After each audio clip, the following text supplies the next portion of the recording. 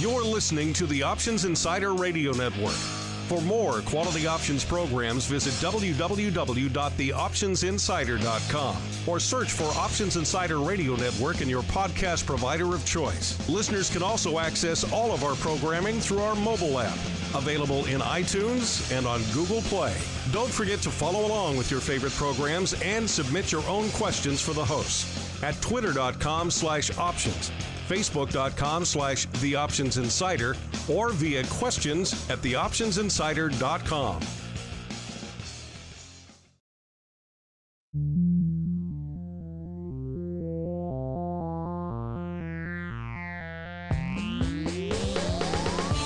Join us now for the expert source for inside information on the options markets. It's time for Options Insider Radio with your host, Mark Longo.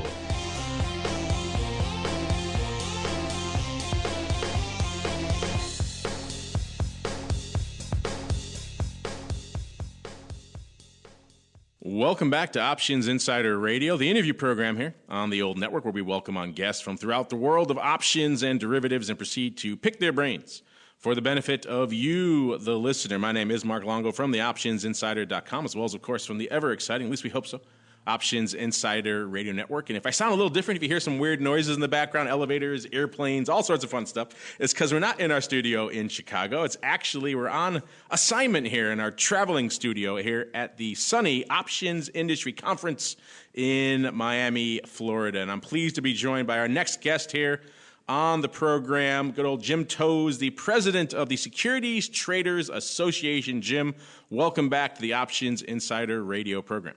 Thanks for having me. And I think you should probably just tell the listeners that is the roar of the crowd. Roar, yes, it's a standing ovation of all of our huge studio audience here. Well, so before we get into it, I am bearing gifts today for you. Oh, wow. So I do have a gift for you, and it is pretty ironic because it is a tie. I was just joking to you how I am pushing back against the tie movement in the world. So this will be symbolic of my stand against ties. Yeah, so it is a Washington, D.C. cherry blossom tie. It has it's a great time of year to have it, and then listen, I have so many of them in my room that I have been noticed to wear them as bandanas as well. Allow me to describe it for the listeners. It's got the Capitol Building rotunda on it there, and it's got the cherry blossoms. It's a nice green. It is very, very stylish, sir. Maybe if I could have my arm twisted into wearing a tie on the panel this Friday, maybe this will be the winner, definitely, sir. So I appreciate that. Look at you, bearing gifts. See. Buttering me up already. That always works here on the old program. But let's get into it. You and I chatted last, I believe, right around the time of your big conference down in Washington. Now it's, of course, a few months later. We're here at the Options Industry Conference. So let's get started. What brings you here to OIC, Jim? Well, I mean, this obviously is, if you're in the options space, if you're doing anything options related, this is the must-to event that you have to come to every year. It's probably, I attend a lot of conferences through the STA affiliates that they tend to have one every year. That's, around 20 of those events. But this one is always important. It's a great event, great networking, great content, and great people in the industry. So looking forward to learning, hearing a lot of the panels and a lot of the discussions and the content. And looking forward to a great, 3 days. Obviously, STA, securities, is in the name. So the securities, the underlying is kind of your primary focus. But obviously, there's a lot of members of your organization who are very interested and active in the options space. So what are some of the initiatives you're working on with them? Yeah, sure. I mean, that's a great point. I mean, our history is obviously on equities. That's where we kind of cut our teeth going back 85 years ago. But in the past 7 to 10 years, as our markets, asset classes kind of meld into one marketplace where, capital flows from equities to options to futures to fixed income. It's very important. You just cannot, our markets are so interconnected today that you have to be thinking about other asset classes like options. So the issues that I think we are focused on here, one is obviously, we have a big rule filing that was approved, and it's going to be in the process of being implemented, the Rule 606. That's just going to require some more disclosure around how firms, retail brokerage firms, where they're routing their order flow, how orders are being handled. It's a little bit of it's a little bit of a lift if you're in the option space. It's a very big lift if you're in the equity space. But again, the two are interconnected here, so we want to make sure that there's consistency across it. But the second topic that we've been working on more, and this is in conjunction with SIFMA, is around the proliferation of strikes that we're seeing and that exist in the options marketplace. So, I'm sure that you're aware that that we have around 900,000 strikes in around 4,000 products that have options on them, and we have approached the SEC, both SIFMA and their letter, and we wrote a letter as well, and there's going to obviously have to be a follow-up around this about just rationalizing how are strikes introduced into the marketplace. Is there a delisting process for strikes that have no open interest and don't have no interest in them and should be taken away? Because even those strikes, there's a cost to quoting those strikes and listening to them in the marketplace for pre-risk controls. It's funny because the mindset, I think, for years, since I got in the business certainly, has always been more is better, right? Oh, more choice for the retail customer, more choice for the institutional end user, more. Bring them in, add them in, we'll figure it all out later. And then we're starting to see the other side of that now. We're starting to see the unintended consequences. More, not always better, particularly when you have 16 different venues, multiplying all those strikes in series, but times all those events, times all of the different firms that have to quote and stream them. It's an onerous burden, I think, to say the least. So it sounds like you guys, are you making some progress on that front? So like more is not free. So there's a cost with everything. That's probably a better way to put it. More is not free. That will get people's attention in this business. Yeah, so I mean, what's been the response so far? Listen, so our ask to the SEC is to allow the exchanges to sit down and look at the OLPP plan, the options listing plan. This is called plan. Yeah, just called I know. And just because we do think that there are some, low-lying fruit type, solutions to rationalizing this. So the issue with the SEC is when you go to them to ask them to do something, it's like going to the fire department in your neighborhood to ask about, should I do weather stripping in my house, right? The SEC obviously it tends to be very reactive to problems in the marketplace. They investigate. But having said that, though, we do think that the solution here is right there at the touch. So we don't think that the ask is we're not really asking the commission to do much. So it's to be determined, but we do think that there is and this isn't the first time the industry has tried to address this issue, but we do feel that this is the first time where it is it's an effort that's being in conjunction with exchanges and all the other participants in the marketplace. I hope this is a great initiative. We were talking about it with Ed Boyle earlier today, and this is part and parcel with something we talked about a lot here on at this conference, on this network in general for years now, which is what can we as an industry do to maybe try to help the market maker, the liquidity provider community, because they have been fairly decimated in recent years. There's not as many of them left, and the few that are there, they have to quote. It's an onerous burden to have to maintain these quotes. So it does sound like removing some of these strikes, removing some of the burden that's on them continuously is an interesting initiative. The one area where I'm probably not optimistic is just because look at the penny pilot, right? That has been around as long as the Options Insider has been around, over 12 years now. They're still calling it a pilot, and to my knowledge, they haven't really come up with any real methodology to remove things from the pilot. So if they haven't even figured out a way to do that, I certainly hope I'm wrong, but I'm not optimistic that they're going to make a lot of progress on strikes anytime soon. Well, yeah. Well, so the answer to one question, like we would not touch this thing if this required a pilot. We're done with pilots, to a certain, and we're looking for other solutions other than just like do a pilot, like put on a play, all right? Because as the history of the SEC with doing pilots, yes, to your point, is not good, all right? Pilots do play, are at times are the right approach to take, the right solution, but again, to your point, unwinding a pilot is very difficult.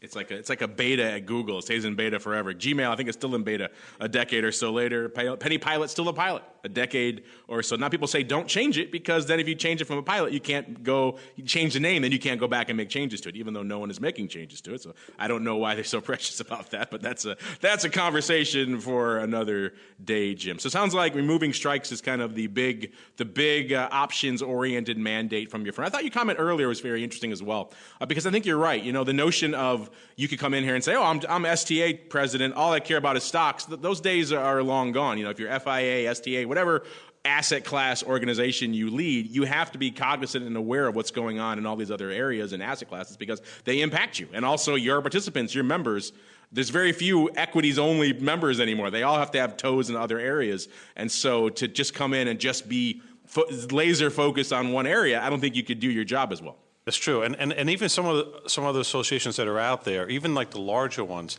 they do tend to put their committees or their responses tend to be siloed, and we are making a conscious effort to in anything that we do. How does this affect options? How does this affect equities? How does this affect ETFs?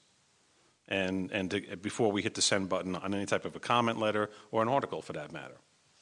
And speaking of asset classes, I'm just curious. I think I have to ask you this question legally as required. But one of the big asset classes we've seen a lot of growth in over the past few years, we've added new content ourselves aimed at this audience, is of course the crypto area. You know, is it a security? What is it? Who the heck knows? It's an interesting conversation. We could spend many hours debating that subject. But I'm sure this is an area that's a focus for a lot of your members as well. Do you have any initiatives and forays planned into that area? Yeah, we do. So I mean, like you said, you can't pick up a paper without reading about it, and I think our curiosity around this, there's two things we're very curious around it. One is that as we see in our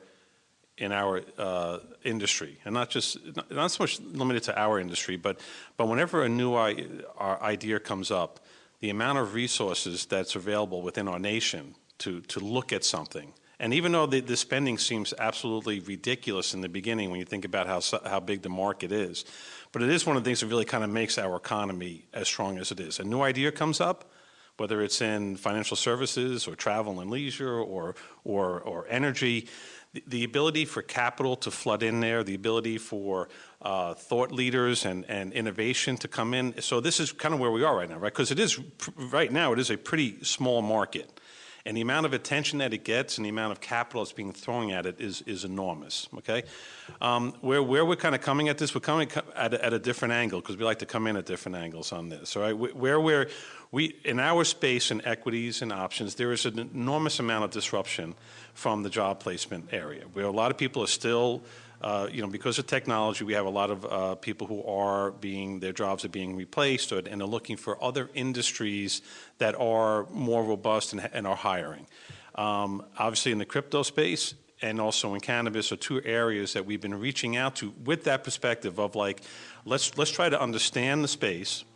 Let's try to approach it from the angle of where are the jobs being had in this, and where is that cross? So obviously, there are some historical traders, people at STA who aren't going to understand the programming side of this, but this industry obviously is going to have a need for so many types of sales. A lot of picks and shovels have to be sold in this thing, and that requires skill set on it.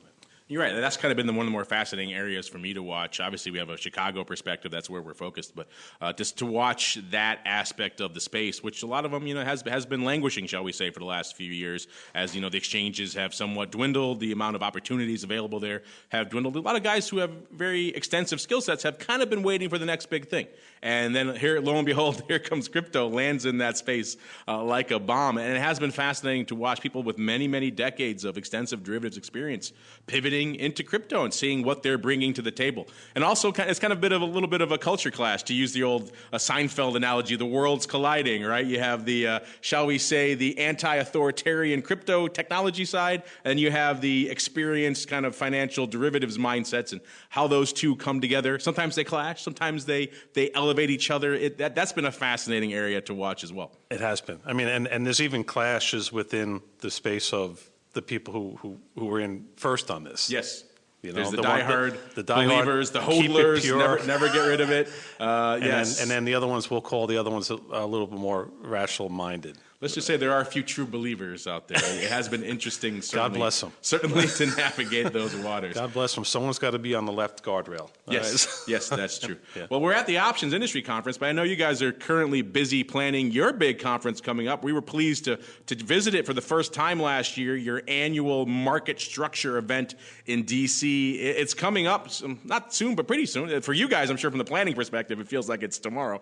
So walk us through a little bit about the event, what you're planning for this year, who should really attend this thing, and what the focus of the event is going to be. Yeah, well, the planning actually is 11 months, 3 weeks in planning. We start planning the 2019 event like the day after the 18-1 ends. It's always on our mind. And as far as what we can expect this year, listen, we have some ideas as far as topics. I mean, we just touched on too. We will be doing something probably around cannabis. We will be doing something the other contentious C. There's no shortage of contentious C's in the marketplace. Yes, and crypto. That's right. There we go. Crypto. Yeah, the C's. Well, so listen. But there's always going to be the standard. Someone from the SEC to talk about their initiative, someone from FINRA, but there is still a good amount of room in the program to be doing different things on it. I think the thing that we're going to be, you're going to hear hear from us more as we go into the summer, is helping doing work around the event to help people who are in between jobs. Okay. We have a little bit of an effort, an offering out there that if you are in between jobs right now, if you could send us your name, and we will be, we're going to be providing 10. It's not just a complimentary registration, because to be honest with you, anyone who's ever called us up in the past, hey, I'm out of work, can I come down? We've always said yes. So that's one thing. If anyone's listening, if you're out of work and you can get yourself down to DC, give us a call. I'm telling you, there'll be a badge with the name on it. All right, but we've taken it a step further this year. One, we're trying to get out more proactively on it, and we're offering 10 packages to people who are in between jobs, and the package includes two nights hotel accommodations and a voucher towards travel. So it's a little bit more than that, because we really do think that that people who are in between jobs, these networking events. And content is really a great opportunity. It could be the difference between them getting the next job offer and them not getting it. Yeah, that's a great initiative, because you're right. We have seen a lot of people out there who are between jobs right now. So I'm glad. I think that's the first industry association I've heard of that is offering something like that to really focus and laser in on that specific area of the space. So I think that's a great initiative. You guys should be lauded for that, Jim. I'm happy to hear that. And what are the dates of the conference again? October 2 to the 4th, October 2nd to the 4th. Is it in the same venue as last year? Same venue. We will never ever leave DC. All right, it's too.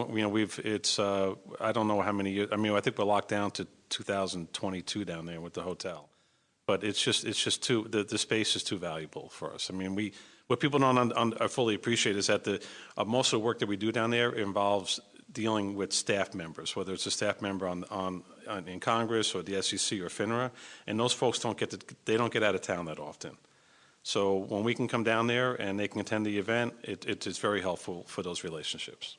Yes, it is market structure, and that is still where a lot of that is decided down there. So you are in the mecca from that perspective. And just to clarify, going back for a second, if people want to reach out to you regarding those packages, should they email you? Is there a special place? You can email it. Yeah. How should they go about it? Yeah, listen, you can email us. We have a link that if you email us at sta@securitytraders.org, we'll send you the link where you can sign up for it. But you were very excited about it. I just think it's the right thing to do. Listen, and again, I don't want to make this sound like a lot of associations, like I said, do this. So they do it quietly. We just want to get more out there. I think it's fine to get out there and be proactive, because to let people know it's available to them. It's a great thing. That's what the association is for, right? To keep the industry and keep the group flowing. So if you can give back to that, I think that's a good thing. So we touched on the conference. We touched on what you're doing down here at OIC, which is an interesting event. But let's leave our audience with a little bit of a hint, Jim, a little bit of a tease of what they can expect from you guys in the coming months. Maybe it's an exciting thing you guys are working on for the conference. Maybe it's a new initiative you have up to your sleeve, Jim. Now is the time, sir. The floor is yours. Well, I guess the initiative is that this initiative that we have with people in between jobs is going to be something that we originally were looking to roll this out maybe in January. You're going to hear more from us in the space on this. Our efforts that we will be doing to help people who are in between jobs. It was an announcement that we were looking to make maybe in January, and given the response that we've gotten just on this one little effort, you will hear more from us about it over the summer. It's maybe like an STA networking and or career fair type. With a couple of partners on it, with a couple of people who have stepped forward to help out with the effort, a couple other, maybe one or two other associations to help take a leadership role on it. But we are excited about this, about what can be done and the response that we've gotten from people who want to help. That's fantastic. That's a great initiative. I'm looking forward to that. I'm sure we'll be hearing more about that soon, and hopefully in the meantime we can go check out this conference coming up in a few months, Jim, which I'm looking forward to coming and checking out again. Well, thank you for joining us, and we'll look forward to seeing how that initiative and all these other initiatives, the strikes and everything else, plays out in the marketplace in the coming months. Thank you. Thanks for having us.